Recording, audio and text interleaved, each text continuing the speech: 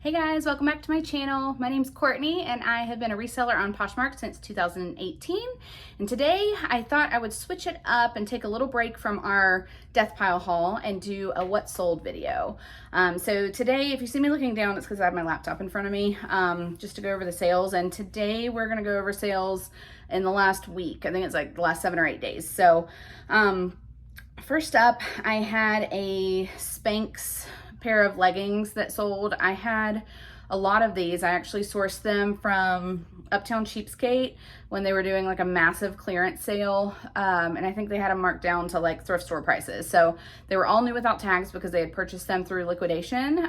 So I picked up maybe like 6 or 8 pairs of those in various sizes, and they sold pretty well in the bigger sizes. This pair was a size large, and it only sold for $15. So I still ended up profiting a little bit on it, but I may just focus on the bigger sizes if I run into the same kind of situation again. So I'm gonna put like the sold listings up on the screen for you guys so you can see like the style and title and things like that.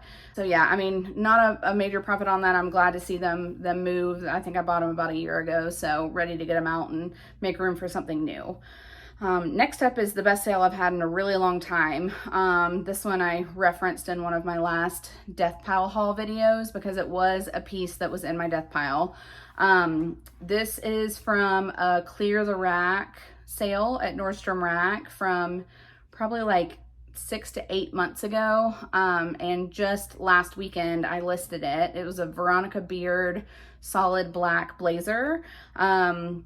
The name of it was the Veronica Beard Women's Black Wrinkle Resistant Iconic Scuba Dickie Jacket, and it was in a size 8. And I literally listed it last weekend around 9 a.m. and it sold by noon, and it sold for $336. And I think I paid around $65 for it, so incredibly happy with that turnaround. Mad at myself that I let it sit in my death pile for 6 to 8 months before I actually processed it, but you know, looking ahead, moving forward, we're gonna try not to do that again. Next up was a pair of Zara brown plaid pleated high-waisted dress pants that I thrifted. I think I paid around $6.99 for them, and they ended up selling for $26. Like I've said in my previous videos, Zara, it's not a massive return, but it sells very quickly if you get a trendy enough piece. And it's a decent profit. So for the amount of work that I put in, I was happy with the return on that.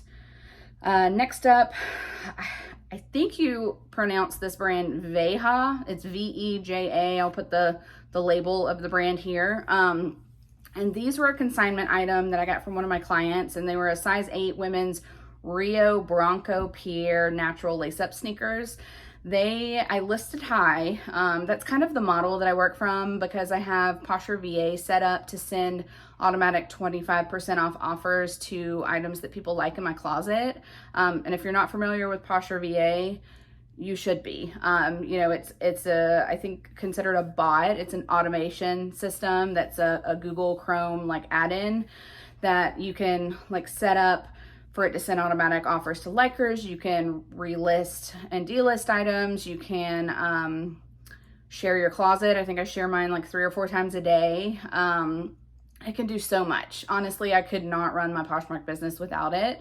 I can't believe that at some point in the last 5 years of me reselling, I was manually sharing my closet. Like, it blows my mind that I was doing that. But with over 1,000 listings like I have now, that's just not realistic to be able to do that. So I think I pay $25-ish a month, and I typically make that $25 back in 1 to 2 sales that I make from offers that Poshmark VA sends for me. So it's 100% worth the investment. Highly recommend it. But anyways, I had the Veja sneakers listed high, and my Poshmark VA sent out a 25% offer for $93, and like whatever the lowest discounted shipping is, I think it's like $5.95 instead of $7 and some change. And one of the mini likers accepted that. So these sold for $93. So After Poshmark takes their cut, I will make 30% of the remaining profit, because I do a 30-70 split with most of my consignment clients. There are a couple that have like lower end brands, and by lower end, they're not lower end, they're just more bread and butter, like Free People and things like that, that sell for lower. And to be able to make what I feel like is worth my time, I have to charge a little bit of a higher percentage for those people. But for the ones that I will be talking about when I reference a consignment client in this video, most of them it's a 30% consignment fee. I'll try to remember to say if it's different, but for most of them it's 30%. Next up is, I think you pronounce this brand Zarina. It's Xirena. This was my first time finding it. I found it at a local like community mom and pop thrift store that I go to every once in a while, and it was one of those that I'd seen in a lot of hauls. So when I saw the tag, I was really excited to get it. It was just a basic like light blue button down shirt. It wasn't super substantial, it wasn't super special, but I did pick it up because I'd never found the brand and I got excited and it was cheap. So it was a size medium, like blue and white striped button down, and it was like a gauzy cotton material, and it sold for an offer for $30. Next up was a new to me brand, and it was one of those that I talk about all the time that I just saw and I had a hunch, like it just seemed special. It felt really nice. It was a pair of sandals, and the brand is actually called Ancient Greek Sandals. I'll try to remember to put the logo up here so that you know what to look for. They weren't anything like super fancy, like at first glance. It was a very hard, like thick bottom, like sole, and then a gold like strappy upper, and it did feel like real leather.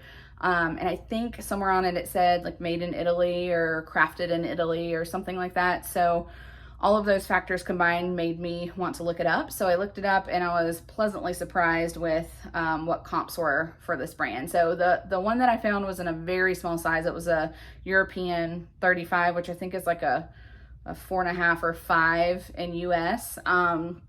It was very, very tiny, but because of comps, and I did see a few smaller sizes that had sold when I was researching comps, I decided to pick it up. It was at a thrift at a Goodwill, so I think I paid like $5.99 or $6.99 for them, and they ended up selling to a buyer for an offer of $79. Next up, we've got a pair of pre-owned We The Free size 27 women's blue light wash curvy fit straight leg high-rise jeans. I do not pick up We The Free or Free People denim anymore unless it is a very, very, very special or new with tags piece. They just do not move. I don't understand it. You know, everything else for the most part in the Free People brand moves quickly and for a lot, but for some reason their denim doesn't, at least not for me. So I sold these. They were a size 27. I sold them for $17, and I was just happy to see them go. Next up was also a consignment piece. I'd found the brand a couple times before, but I'd never found it in a maxi, and this was TR. It's TIARE. I assume it's TR, Hawaii, and it was a one size fits most, like tie-dye smocked maxi dress, and it ended up selling to a buyer for $80, which is great. So I make 30% of that. My next sale was also a consignment piece. It was a new with tags Lovers and Friends Darlene midi dress. Can you see him? Bentley. Hey, buddy. What are you doing? What are you doing? Hi. He's pacing. He's got a little bit of anxiety. So if you see him walking around, that's why. But anyways, it was like I said, it was a Darlene midi dress, and it was like a black and white tie-dye sleeveless mock neck dress in a size small, and that one sold for an offer of $50. So I make 30% of that.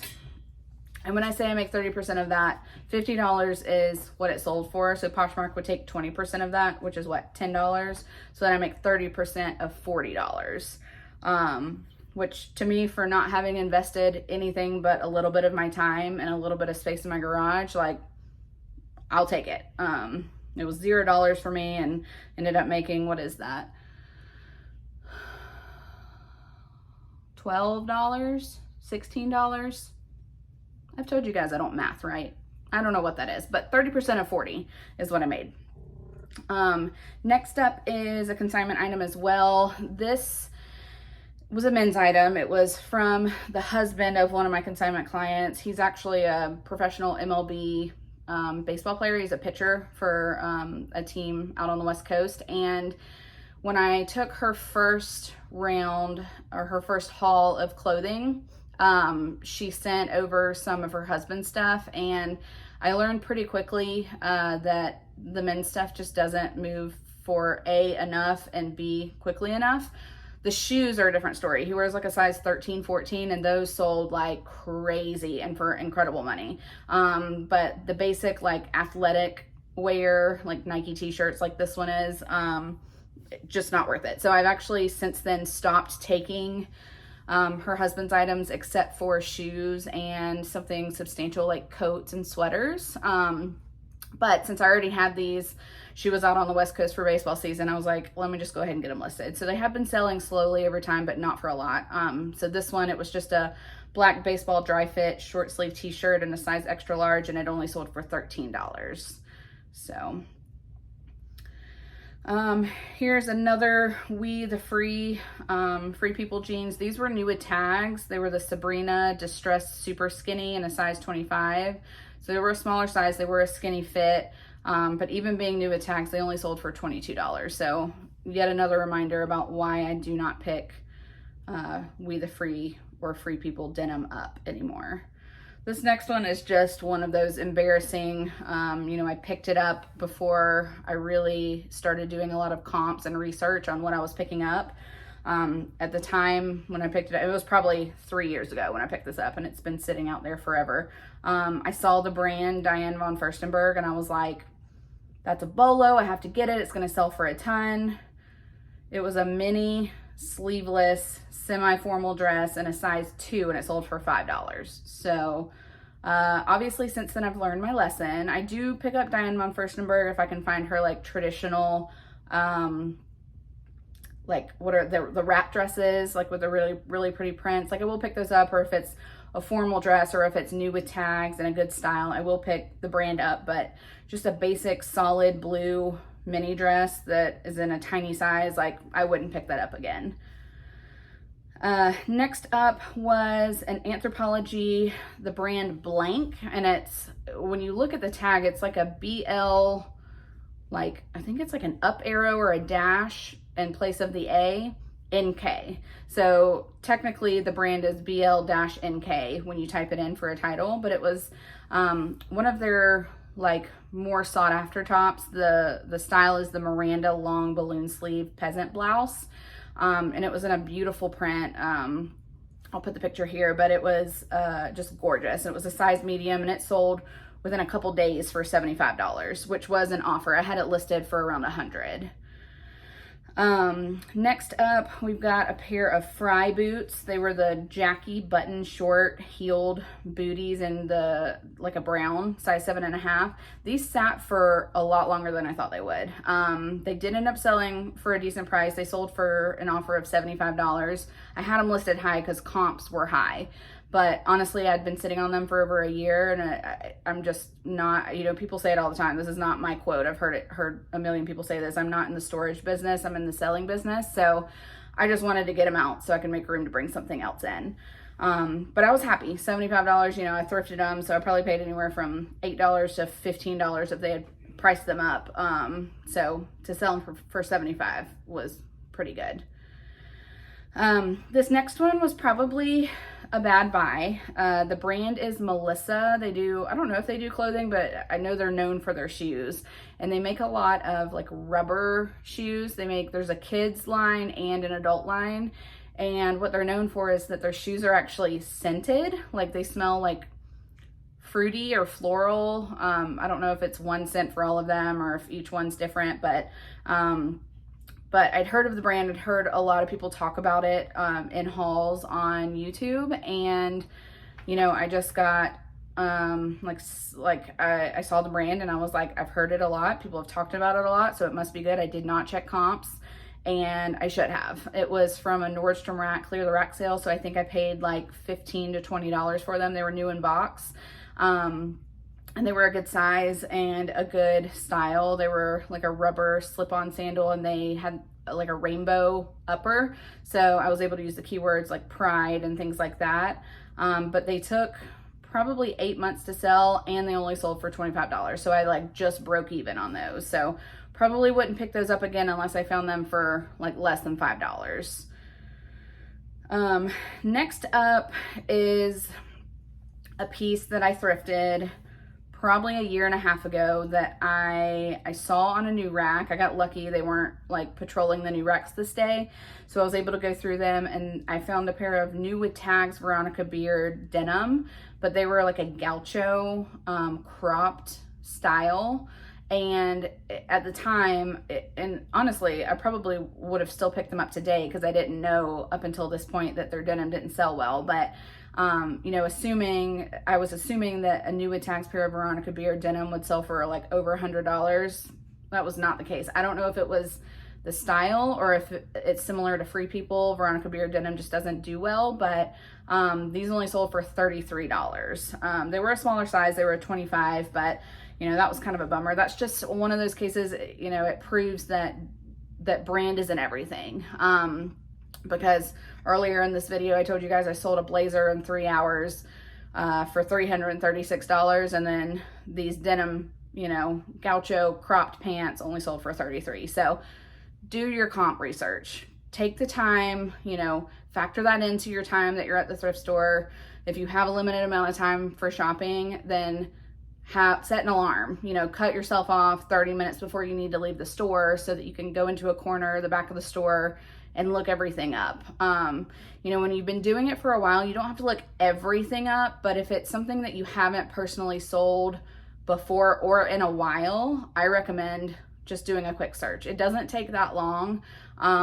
If you have like a million items, yeah, it feels like it takes forever, but it's worth it. I sat on these for, what did I say, like over a year and a half just to make $20. You know, I wouldn't do that again. And maybe if I had done my comp research, then I could have avoided that.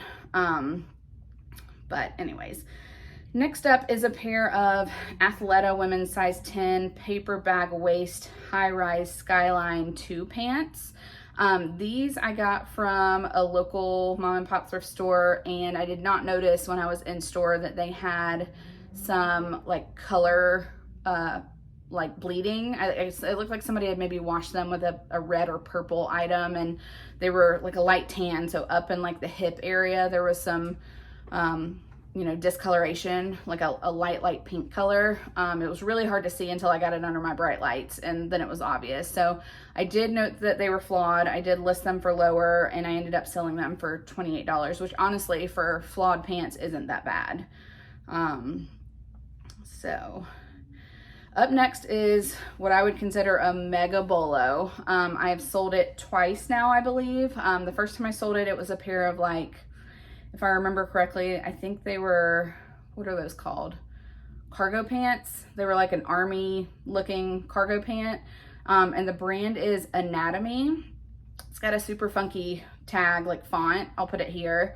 So I sold the first pair, so I was familiar with the brand, and I found it again at Ragorama, which I think in my last video I told you guys is like a buy-sell trade store that's local to me that I shop at every once in a while.